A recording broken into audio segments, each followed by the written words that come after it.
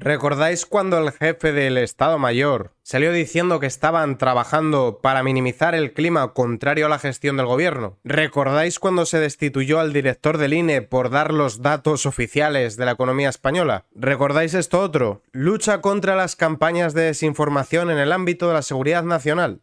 Pues ahora llega el asalto a la Agencia EFE. La Agencia EFE es una empresa de noticias que se encarga de nutrir de información a los medios de información, valga la redundancia. Antaño los medios de comunicación contaban con periodistas de investigación que acudían in situ a buscar la noticia, pero con el paso de los años hubo una división de tareas y los medios de comunicación encargaban a los periodistas escribir crónicas afines generalmente a la opinión del medio, en base a la información que proporcionaban agencias como la Agencia EFE. Pues bien, Sánchez nombra nuevo presidente de la Agencia EFE a su ex secretario de Comunicación, Miguel Ángel Oliver. Si ya de por sí los medios públicos trabajan activamente para el PSOE y buena parte de los medios privados hacen lo propio, porque una de sus principales fuentes de ingresos es precisamente la publicidad institucional y las campañas del gobierno, pues ahora directamente es que se van a nutrir de información que proviene del exsecretario de Comunicación de Pedro Sánchez. La periodista Gabriela Cañas ha sido cesada este miércoles y Miguel Ángel Oliver será el nuevo presidente de la Agencia EFE. Tras la moción de censura contra Mariano Rajoy, fue elegido secretario de Comunicación por Pedro Sánchez. El gobierno propondrá formalmente a Oliver, que ha de ser nombrado consejero de EFE por la Sociedad Estatal de Participaciones Industriales, propietaria de la agencia.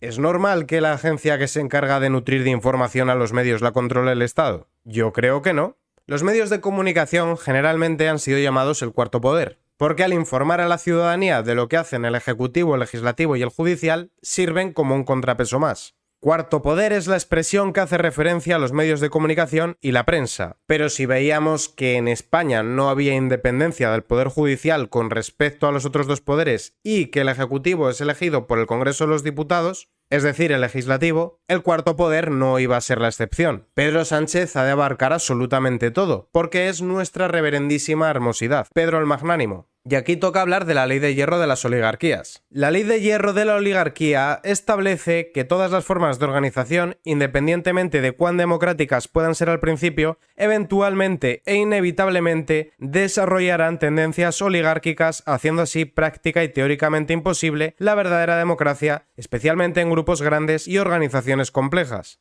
Los distintos poderes que a priori funcionan como contrapeso acabarían derivando en lobbies de poder que en un momento determinado se unirían porque no tiene sentido para ellos luchar, ya que en una alianza pueden mantener una suerte de privilegios. Unas veces estas alianzas se hacen mediante sobornos y otras veces directamente un poder asalta a otro como está haciendo Pedro Sánchez. Abascal denuncia la última cacicada de Sánchez en la Agencia EFE. España enfrenta a un autócrata. El líder de Vox ha criticado la nueva cacicada de Pedro Sánchez. El ejecutivo de Sánchez ha propuesto el nombramiento de Miguel Ángel Oliver y según Abascal, el líder del PSOE pretende perpetuarse en el poder. Y es que Sánchez ya ha puesto a Cándido Conde Pumpido como jefe del Constitucional, a su fiscal jefe de Secretaría Técnica como fiscal general del Estado, Álvaro García Ortiz, a Gabilondo como defensor del pueblo, a Armengol como presidenta del Congreso y ni siquiera Correos ha escapado de las garras de Sánchez. Ahí tiene a Juan Manuel Serrano, su mejor amigo. Y si tenéis curiosidad por quién es este hombre, vamos a ver un poquito de él. Oliver, el siervo de Sánchez, que criticó la tendencia enfermiza de los periodistas a hacer preguntas. ¿Cómo osan los periodistas hacer preguntas inoportunas a su reverendísima hermosidad, Pedro el Magnánimo? Eso no puede ser, hombre. Las únicas preguntas que se le pueden hacer es ¿por qué es usted tan guapo? ¿Cómo hizo para hablar tan bien el inglés? ¿Cómo hace para tener ese tono de piel tan bronceado? Pero no se te ocurra preguntarle por su gestión. El afán de Sánchez de fagocitar y controlar todas las instituciones públicas ha tenido su último capítulo en la propuesta para nombrar a Oliver presidente de la Agencia EFE. Vivió varios enfrentamientos al frente de su departamento con los periodistas que cubrían la información relativa al jefe del Ejecutivo, con la reiterada limitación en el turno de preguntas cuando daba la oportunidad de interpelar a Sánchez en las comparecencias del presidente del gobierno, una actitud que le valió la reprimenda de las asociaciones de periodistas, Federación de Asociaciones de Periodistas de España y Asociación de la Prensa de Madrid. Y todo esto ha provocado que cada vez menos personas enciendan su televisor o se informen a través de otros medios de comunicación tradicionales como la radio y la prensa. Hay 3 millones de personas que ya no ven nunca la televisión, mientras Telecinco y Antena 3 tiemblan.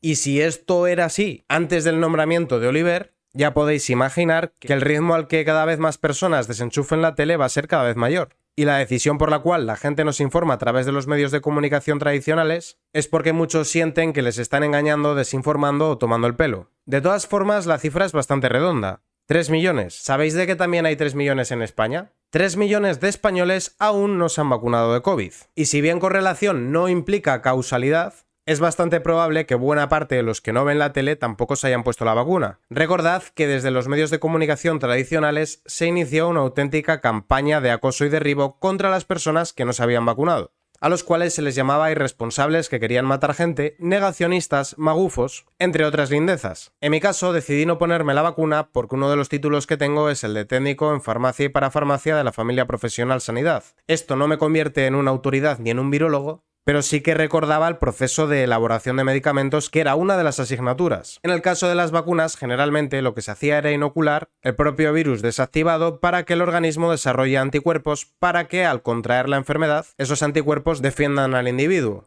Y tanto los fármacos como las vacunas siguen una serie de protocolos. Primero se testan en animales, luego en grupos poblacionales reducidos, posteriormente en grupos más grandes, y se estudian los efectos a corto, medio y largo plazo. Y en el caso concreto de las vacunas, este proceso suele demorar entre 6 y 10 años. Motivo por el cual no quise ponerme vacunas que se habían desarrollado de forma tan rápida, simplemente por un principio de cautela y por no guiarme por el alarmismo de los medios de comunicación.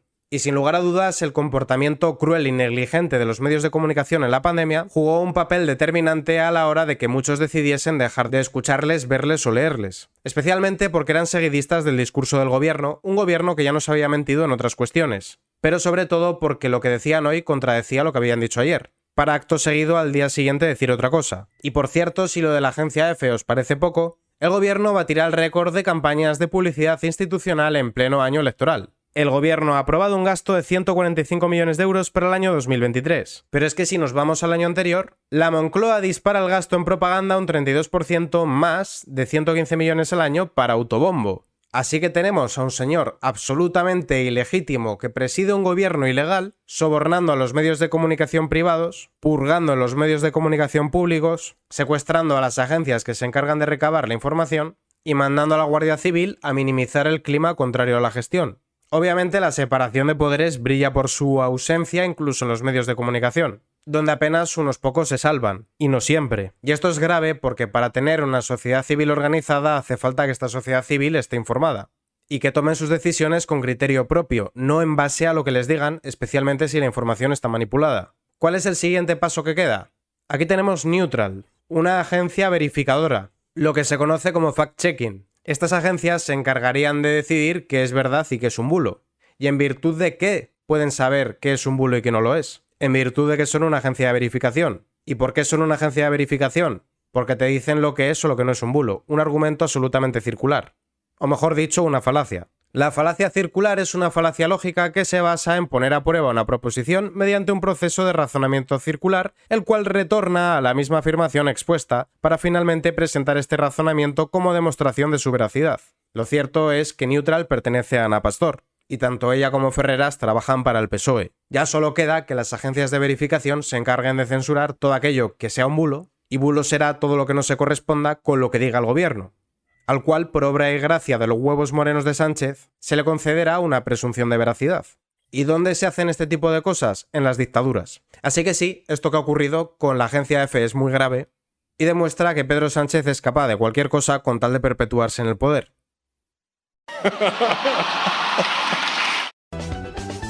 Lince TV, Política y Noticias.